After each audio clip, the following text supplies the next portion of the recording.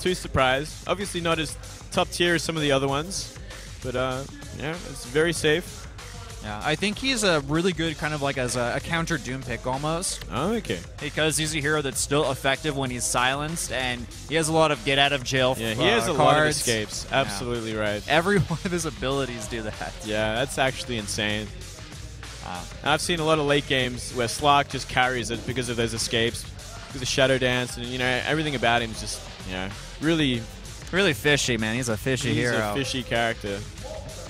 All right, well, Monkey Spanner, they've banned out the Shadow Demon as well as the Nyx Assassin, so just removing some more support heroes, and that's actually a little, I'd say more than a little odd that they removed the Shadow Demon, considering that NOA has essentially already picked their 2 supports. Yeah. Unless they think that the Dazzle will be ran as like a core, like a mid Dazzle, which is, I feel that that's just not the best or most optimal way to play him. That does not seem very viable at all. People will do it, and he can certainly do work in the mid lane with that weave, Shadow Weave. But I mean, you have the Grave.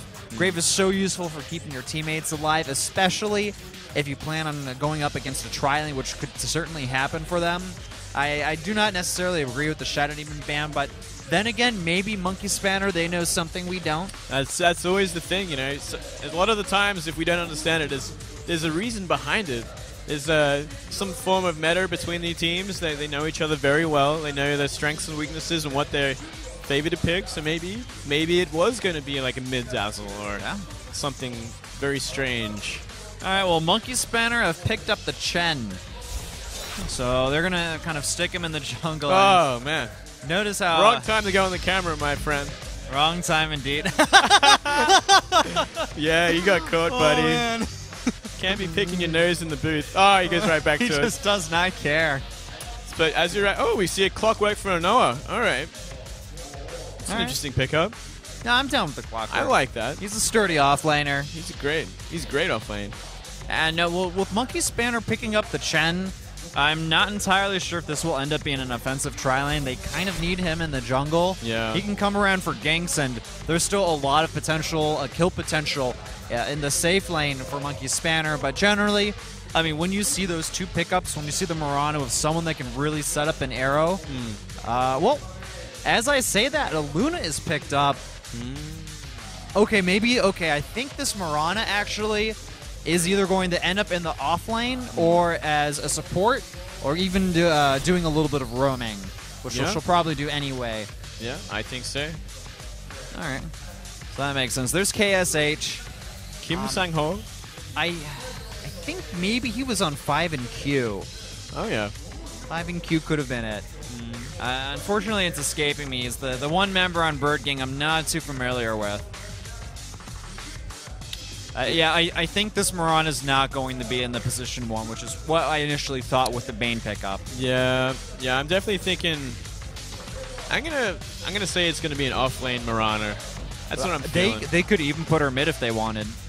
They could do that. That's the one thing I really like about Mirana. She's an incredibly versatile hero. Yeah, absolutely. She can be a carry, she can be a support, be an off-laner. She can be really anywhere except jungle. You can play her in any lane in almost every position. I mean, she helps out with initiation with her Moonlight Shadow. Yeah. She's useful all around. A great hero. So much utilization with that hero. Well, I'm sure that this Monkey Spanner threw a wrench into Answer's plans. I was just waiting on that one. No doubt. They are taking their time to take their 4th pick. Obviously going to be kind of like a position 1 pick, perhaps. Yeah, they're still definitely lacking their mid player and their hard carry. We'll see what they decide to do. I guess as far as heroes still in the pool they could pick up, I feel like Monkey Spanner have grabbed 2 really good heroes with both the Luna and the Mirana pickup. Oh, and we got a Quap mid by the looks of nice. things. I like this. This is good. I really like this. She got buffed a pretty significant amount in the last Shadow patch. Strike, yeah, absolutely amazing now. 4 seconds. That's insane. 4-second cooldown at level 4, ladies and gentlemen. You're just going to max that out from the start at this point. Yeah, I feel like it's a must. All right, well, looks like... Guessing this guy might be the one playing, or judging by his previous hero selections, he might be the mid. Yunsu? Let's call him Yunsu or something. Youngsu? That rolls off the tongue pretty Well, easily. actually, you would pronounce his name in Korean like that. Youngsun, I think, or Youngsu. Youngsu? Yeah, Youngsu. Youngsu it is. Unfortunately, my Korean is just not amazing. But there's an ace. Traditionally in the mid lane, I'm pretty sure he's sticking there with Monkey Spanner between seasons. We'll probably still see him in that position. And Eve looks to be their carry, which is cool because I see him within a Baton pickup. Oh, I like a Baton carry. That's cool. I like that. He got a nice buff too. Whoa. Okay, this Tidehunter? I think this has to be an off-lane Mirana, or no, a mid Mirana at this point. Mid Mirana. Yeah. And Tidehunter off lane? Yeah, we'll see him off lane. He's going to be played a lot more in that position. That's very interesting. But he doesn't really have like much of an escape, does he? He doesn't have much of an escape, but he is darn tanky. Yeah. He has Kraken Shell to reduce damage and remove debuffs. And the Anchor Smash now reduces damage by 60%. Oh, wow. Okay. So that's one of the reasons why we expect him to kind of be kind of in that area. He'll just fine. I love his ulti. His ulti just completely changes the team fight. Yeah. Okay, well, he'll be okay against And the a Wraith Clockwork. King. Shouldn't be any deaths there. Wraith King for carry. Indeed. I like this. I love the Wraith King. I've been seeing it a lot more this patch. We have been seeing a lot of him this patch, Moonglade. Definitely a lot. I like him more as a support, but that's just kind of my personal preference for him. He's really fun to support. I've seen a lot of that too. But he does just as well like as a carry. I mean, yeah, he does. If he he really gets the does. farm, if he like doesn't get shut down early, he can really snowball into something fierce mid to late game. All right, ladies and gentlemen, it's time to move into our first match of the day. Here at the KDL, we have Monkey Spanner and NOA, a.k.a. A million other types of names. We'll call him Noah or Answer for now. Answer or no. That's it.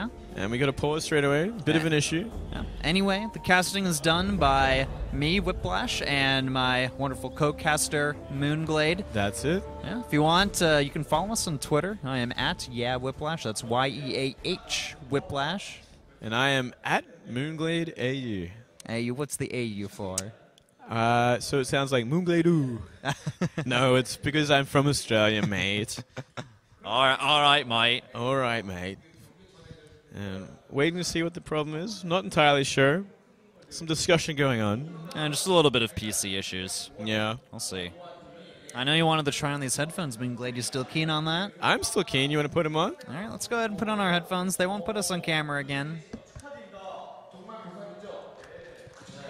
Let's see what this sounds like. I'm kind of liking it. Oh, man, it's quite loud on my end. Oh, yeah? Am I talking too loud for you? Let me turn this down, actually. All right.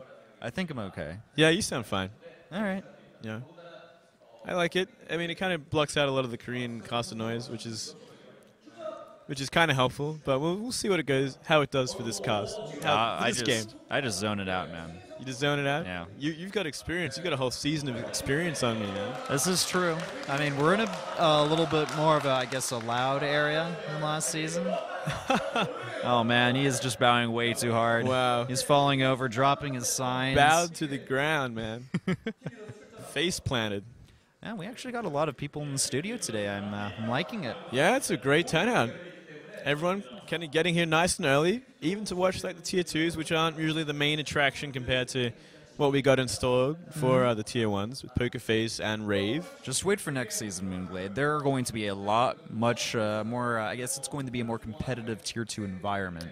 I can believe it, man. I mean, like, seeing it go from Tier 1 to Tier 2, Season 1 to Season 2, it's like we've seen a great deal of improvement in the Tier 1 players. Oh, absolutely. It's become a lot more competitive. And I think the fan base is growing out here, and it's looking very promising for the future. Indeed it is. It's only a matter of time before our Korean overlords come to TI5 and just smash everybody. I'm keen to see that. I'd love to see a great Korean presence amongst all the top teams. We even have a few foreigners in the audience. Yeah. That's good to see as well. They don't have their earphones on, though, so they can't listen to the English cast. Unfortunately not. I don't even know if they kind of have that for us. Yeah, I'm not sure. I'm sure they should. I mean, they do it for the Pro League, which is pretty much the same kind of style. Mm-hmm. Yeah. The game has been resumed. All right. I guess it's time. This is, of course, the Tier 2 match here at the KDL. This is a best of one, $2,000 to the victor. $2,000 money match, straight up. Yeah. With the promise of extra money if the team wins more than one in a row. Indeed. It kind of snowballs and you earn extra money each week. An extra $1,000 is added on to the prize pool for your team whenever you win a game, and it'll increase up by 1,000, I think up to a total of an extra 5,000. Wow, that's a lot of money. But if you lose, and the bonus is out of the picture, and you have to rebuild it up. Gotta restart that stack. Gotta restart the money train. And we got a Smoke looking for a pick right now. In the middle. Tidehunter getting a little too close. Let me move this monitor for you, Whiplash. Oh, thank you, Moonblade. They kind of put it onto the side for us. Unfortunately, you guys don't really know what's going on here, but there we go. I can see so much better now. Yeah, thanks, Moonblade. You're welcome. You got my back. All right, well, let's go ahead and talk a little bit about the lanes here, just to see what's going on. It looks like Luna will be in the bottom lane. We have a bit of a dual lane happening in the middle for the time being. I like that, actually. Marauder, Bane, that's like such a threat. Yeah, it's kind of like a pseudo-offensive tri-lane almost in a way. It's got part of the puzzle pieces, I suppose. Yeah, and Dazzle's sticking around, kind of taking care of that Queen of Pain. Yunsu.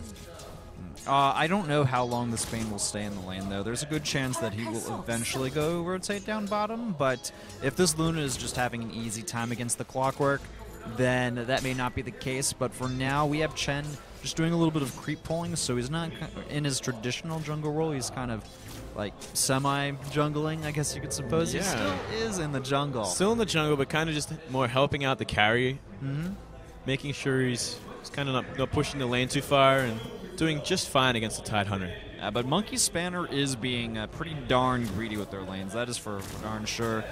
Maybe the mid lane, not so much, but they have to worry about their Luna if there's any rotations as far as ganks that come that way. We did see Sand King port to the bottom, but he's kind of moving to the mid. To be fair, they do have a lane ward up on the bottom, so they can really look for any kind of engagements, any kind of rotations. So they're playing semi-safe, but also quite greedy. But they have all the tools in place, I suppose, to play this way. They just can't let anything slip by. Watch out for that rune control on bottom. Make sure no invisible runes get picked up. Indeed. Yeah, and Luna as well as Mirana are doing amazing on the last hits. 10 and 10 both. Yeah, definitely winning their lanes. Yeah, absolutely. I think that as long as they win the early game, this should be an easy one in the bag for Monkey Spanner. They have a lot more experience. They have some Tier 1 players on their team, and they did really good last season as well, where NOA is just a new team, maybe not as professional. So all right, we have a little bit of damage coming in on the Phantasm, the offlaner. He's going to throw out a little bit of DPS, but the Puck doing an amazing job with this body blocking. Can they actually finish him off? This may be it. Yes! Oh, wow. First blood. Beautiful body blocking. Wow. That was actually pretty darn impressive. That's not something you'd expect from a Tier 2 team. Absolutely not. That was great play. Meanwhile, mid lane, they pick up another on the Queen of Pain. The Bane Marauder shuts it down. Now, quick 2L. And this is, I have a feeling, Moonglade, this is going to get very ugly very fast. They're going to have to get on top of this. They can't let any these picks go by. They can't, they really got to focus more on this rune control on bottom. They got to look after, they got to just take control of it. What can they get? Take control of this Skeleton King or Wraith King? He teleported to the bottom lane and decided to walk middle, and I am not sure what he's up to entirely. Yeah, it's kind of just roaming, maybe looking to help the lanes in trouble. But yeah, not really doing much right now. The thing is, he shouldn't be really roaming at this point. He needs to get his farm on. Yeah, it's a little too early. I'm guessing, is he the support? Is he supporting? He can't support. That's the problem. Yeah. He's their position 1. There's no other hero that can really be in that role for NOA. I mean, Queen of Pain can kind of spiral out of control, but she does kind of fall off a little bit in the later stages. Yeah, there's no real reason he should have TP'd bottom. It's kind of just a really bad play. He's super behind in farm now and levels. And I mean, Dazzle, if anyone, should have really made that trip, that rotation down. I mean, this is their first broadcasted game. They could be nervous. I mean, stage fright is a real thing, especially to some young nerds. Indeed. It's terrifying the first time. I have first-hand experience of that. But, yeah, I mean, it is a bit of a mistake. Whoa, looks like mid lane, a little bit of action. Nice. All right, I guess they're okay. Sand King comes in, does a little bit of sandstorming, but they're A-okay.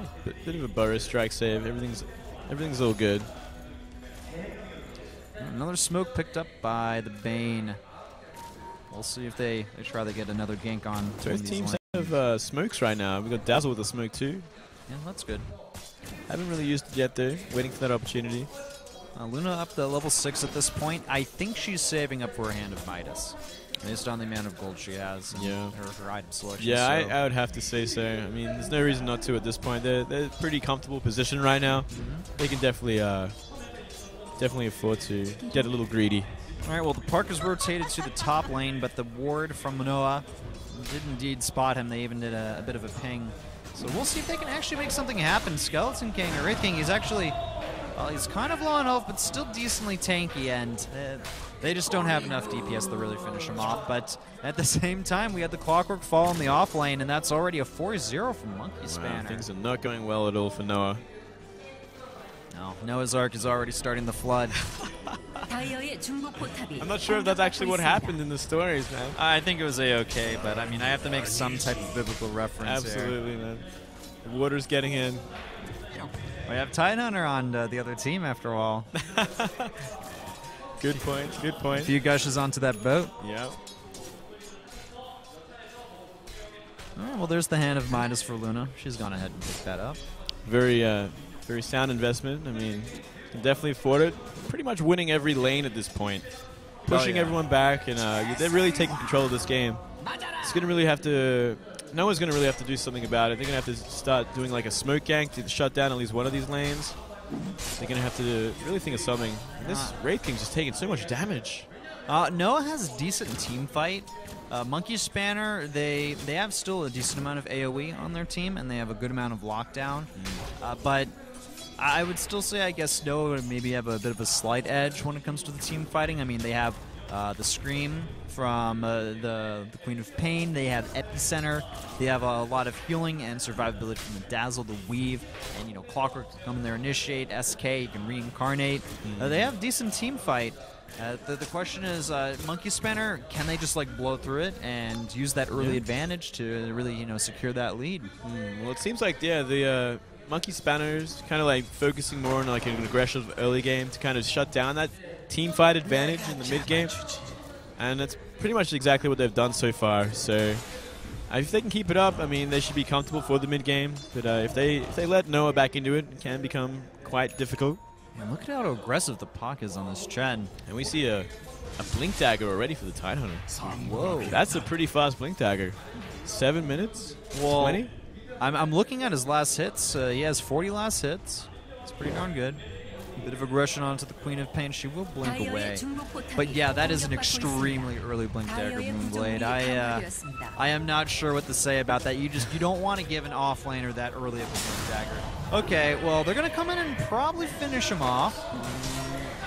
Actually, he's doing a good amount of job staying alive. And we'll see. Can the Poison Touch help it out?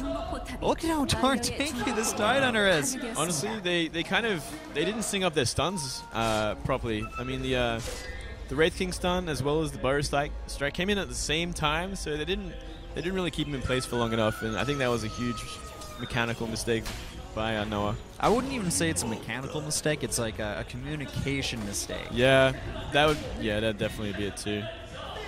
And well, Tier 1 tower already gone in the mid lane. So he's doing quite fine. Yeah, that early Blink Dagger, that's not what you want to give a Tidehunter. Not at all. That is ridiculously fast. For an off-laner. It's pretty much given the mid-game the Monkey Spanner, I feel. Yeah. At this point, absolutely. And yeah, as you said, mid lane kind of dominated right now. Murano taking that Tier 1. Level 6 to 8. Double Hand of Midas's bottom lane.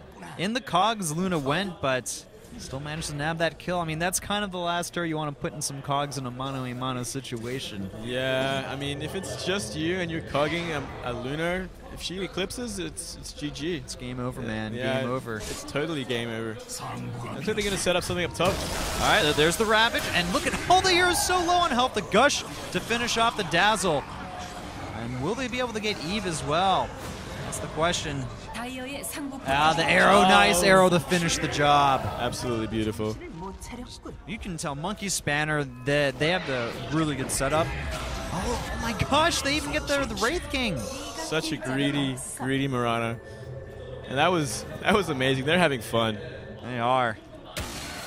Already up to 8-0. 9 minutes into the match, almost 10.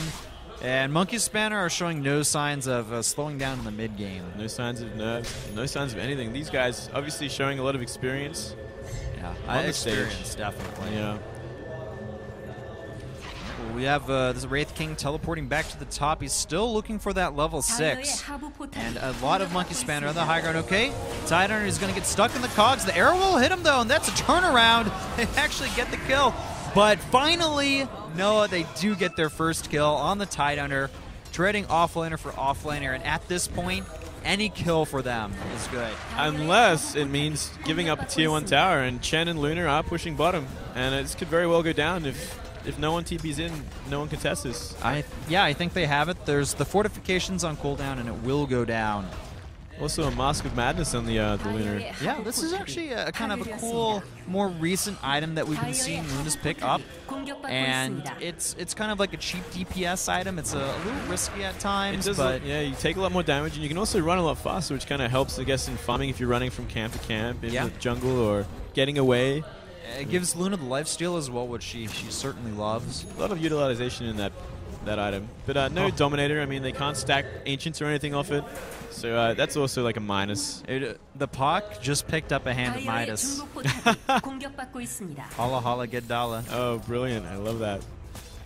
Oh, I guess if I was 9-1 as well, yeah, I would do the same thing. When you're winning this much, I mean, you might as well secure that late game. For the hook, it's going to land on KSH, but he can just leap out. Problem solved. Okay, well, this may actually be a bit of a mistake. That actually the might Wraithfire. backfire. Oh, so close. He was getting a little too overconfident in that position. I could definitely see that being a downfall to these guys. If they're getting just a little too overconfident, pushing up that mid lane way too far. Tidehunter does have the Ravage ready. He could probably kill someone on his own from the look of things. Oh, he's going to go ahead and use it. Moves in. Very nice. There's a lot of burst DPS to take down the Dazzle once again. No Grave available. The Sand King does the Burrow Strike and is invisible for the time being, but they may actually be able to kill off the Wraith King. He does have his ultimate, so that will slow him down if he dies. All right, he's dead. The Reincarnation has been used. Arrow, though, turn around onto Phantasm. Out comes the Scream from the Queen. And can they finish off the Mirana? That's the question. No! Tenbird with amazing positioning and gets a kill. In comes the Blink from the Queen. She'll get put in a weird position as well, and it's enough to finish her off. So at the end of the day, it's a 3-for-1 trade. Still 13-2. The tier 2 towers are falling left and right. Even NOA, I think they're thinking to themselves, oh my gosh. What have we gotten ourselves into? That was such a wonky fight, but I feel like Monkey Spanner are so far ahead that they can afford wonky fights and get ahead of him. Indeed. I mean, that was just it wasn't clean at all. I mean, they got one good Ravage, they got a good Ravage, they got a kill, but after that it kind of got messy and the TP came in, and I don't know, they still traded very effectively. I think the Tidehunter's just basically, he yelled out YOLO right before he blinked in that fight. Yeah, I'm pretty sure exactly the guy in the booth yelled that too. I mean, that was pretty crazy. I wonder if there's a Korean equivalent to YOLO. I'm sure there is. I'm sure it's something. I'm going to have to ask after this game. Yeah, you should. I'll ask Tenbird, see what he tells me. He's like, it's Tidehunter. We've got a smoke. Let's say they're going to try and make something happen. They've got to find something at this point. They're so far behind. Yeah. In towers, in gold, experience, net worth. Look at that net worth. Look at that net worth. 5. Oh gosh. All 5 are above NOA. I have actually never seen that before. Yeah, there's usually like one support that's like below, but nope. They are just in such a commanding lead right now. I mean, also just like the sheer amount of out-leveling that Monkey Spanner is doing over Nova as well, or Noah as well, is ridiculous there. Yeah, look at the level chart right now. 3 levels ahead of the highest level in NOA. Wow, that is insane. And it's just brutal. Oh, and that's a beautiful stack for the Lunar. It is. A bit of action on the high ground, but the arrow's going to connect. And finally, the Shallow Grave can be useful. Teleport away, but no, the Ravage! That'll interrupt it, and then there comes the Fiend's Grip to finish off the Clockwork. Queen of Pain blinking and trying to do a bit of damage, but this Tidehunter, he's so darn tanky, and they're going to keep chasing down Queen of Pain, but can she blink away at the right time? No, the arrow! The arrow connects right as she was about to blink. She was in the middle of the cast animation. This is insane. They've already lost 4. They're moving in onto the Wraith King. His ultimate is on cooldown another 100 seconds. And there's no escape for the King. That was a team wipe, essentially. That was a team wipe. For 4v5. There was no Luna in that. Luna was too busy creeping Ancients. This is just shows exactly how dominant Monkey Spanner are right now. I mean, they're dominant, and I wonder, this may actually feel like a hallowed victory for Burger King. They may feel like this was just too darn easy. I mean, I'm sure they're not going to play anything with the easy $2,000 in their pocket. Definitely a great momentum builder for next week when they play again. But, it's a very good start to their Tier 2 league. It's a dominant start. Very dominant start. That's going to send a message to any other Tier 2 team as well. Yeah, they're gonna have to be ready. They're gonna have to study this and see just how good these guys are. Indeed. All right, Tidehunter. He doesn't have his ultimate, to the best of my knowledge. Gets hit with the hook. Now in the cogs, the arrow will connect. Phantasm is being kept alive thanks to the grave. They're able to get the Tidehunter. Let's see who they move on to next. KSH. He's gonna have to be careful, but out comes the Eclipse from Luna. She gets the kill on the Wraith King. And they're going to leap forward again. Oh, it's just a bloodbath. They lose the Sand King and the Dazzle back to back. And Queen of Pain forced the blink to the high ground, healing up in the well. It's now 22-3 at the 16-minute mark with the second Tier 2 tower falling. And they're just having fun. Look at them. There's smiles all around. And that Lunar has like so much money right now after a full 5K right now. 5K in the bank. The game is in their bag. Monkey Spanner. They're actually just fooling around at this point. Throwing around that nightmare between their allies. And we have a Lincoln Sphere up as well, I believe, on the Marana. Blink Daggers all around for Monkey Spanner as well. I'm not sure what Chen's working up to. I think it's about time for a Dagon. I think so. I think Dagon is the only thing left to get in this game to kind of encourage him to leave. Oh. No, Tier 2. Their name is not Get Out, so I'll give them that. That's true. That's a good point. Arrow follow-up onto Eve, and he has the reincarnation. In comes the Clockwork with a pretty good initiation, but Tidehunter, he blinks in, uses the Ravage, now moving on to the Dazzle, but he's being kept alive just barely. And Sand doing a lot of work as well, force staffing the Tidehunter away. The Gush will finish the job, now teleported home, and that's already 4 dead on Noah's end. Moving on to the last Eve. I don't know if he can survive this one. He's near the Tier 3 tower. They're buying a little bit of time. A lot of low health heroes on Monkey Spanner, and they'll leave it be. They're going to just let it go. Wow. Straight up. It was 0 for 4. So, once again, a very commanding fight. Kind of just... Armlet for Chet. A what? Armlet and a 17-minute butterfly. Wow. Oh. That is one. Oh, and I didn't even catch the Yasha that Luna built. She's 7-1 with the Midas. Okay, well, Nace, he does get the kill, but this may be a bit of an overextension. He'll probably end up dying. Yeah, maybe a little too far in by himself. I mean, there are like a team there. I mean, really though, does it actually matter too much? Well, at the same time, they're taking down the Raxus, so I guess not. I guess it's quite okay leaving Piranha and Luna to the dirty work. I guess that this just kind of the question is, do they throne it or do they actually try to get the other Tier 3s? I guess it depends how much fun they want to have. KSH leaps away, Hand of God to keep him A-OK, throws out an arrow and misses. Complete whip. There's no blink though on the Sand King, and he can't blink forward and do a little bit of initiation. Now they're going to turn it around onto the Clockwork. We'll see if the Tidehunter is able to get in a good position to kind of finish him off. He does have the Force Staff, and just lacking. Just gets out. The arrow's going to fly across the stream. and hit that clockwork. But yeah, Noah still just, this arc is sinking, Moonblade. It's sinking yeah, so this arc fast. is like nothing but like the flag is above the water right now. I mean, they're not doing well. That's what it seems like. Well, I have to give them credit for trying to hold on, but it's only a matter of time before the GG is called. Yeah, I mean, it looks like they're just going to try and throw it. By the looks of it, they're going straight up the middle again. Yeah, I don't blame them at all for this decision. Yeah. All right, a bit of a nightmare onto the Dazzle. Nace being quite aggressive. Phantasm now. So they're just going to let him have that nightmare and continue just kind of like poking those tier 4s. This guy's just, he's playing around. They're going to get a kill on him, which is nice. Yeah. Oh, tight under, he blinks in. Okay, there's the Ravage, and barely keeping Nace alive. The Fiend's Grip helps him out a little bit, healed up as well, and 3 dead already. They're moving on to Phantasm. They're going to get him. But the Sand King is the only one left. The GG is called. 31-4. Finally the GG as they take down the Nexus. They win that game in under 20 minutes. Very, very commanding game. Obviously showing how powerful Monkey Spanner is. Even with their new lineup, they're stronger than ever. They are stronger than ever. As we're seeing with a lot of teams that have recently like changed it up a bit, they're coming in here a lot stronger than last season. They showed a lot of coordination.